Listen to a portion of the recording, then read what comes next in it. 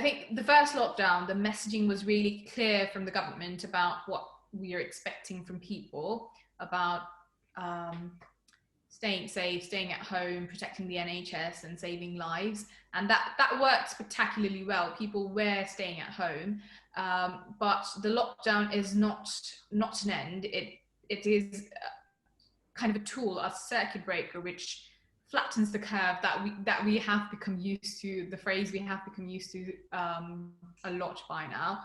So it's a measure not to overwhelm the NHS, but it needs to be followed up by adequate measures so that the virus is kept under control even when the lockdown is eased. So I think that's where much more could have been done. So what will happen when the vaccine rollout is in like full process? The aim is to vaccinate at least 2 million people per week, if possible more. This comes on the backdrop of a study done by London School of Hygiene and Tropical Medicine. They estimated the transmissibility of the current variant and calculated different models where how the situation would essentially look like. The peak ICU burden was below what we had first lockdown in only one scenario, where there was a complete lockdown, schools, colleges, and universities were closed, and we were vaccinating at least 2 million people per week. So that's when we will not overwhelm our ICU capacity, and that's kind of what we are looking at. So it's not that life will be back to normal if we do that, but it's just that we will not be overwhelming healthcare. So far, we know the vaccines should work with the new strain.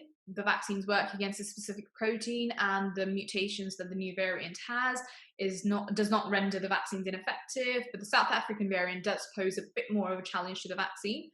For now, what we will need to do is keep an eye on the virus and see whether it accumulates more mutations to the point that we might need to tweak our vaccines to be effective against the virus.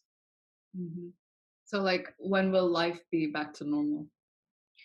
That's a very difficult question, and it will all depend on how the virus acts, whether we are able to get on top of it, whether the pandemic stops, the R not, and lots of different complicated calculations. Essentially, when it's not in circulation to a degree that we have now, we probably will be able to get back to normal. But essentially, we're looking at vaccines working and treatment working, like good treatment, and if it becomes like one of the more common diseases that we have, probably we'll be able to go back to normal. Yeah.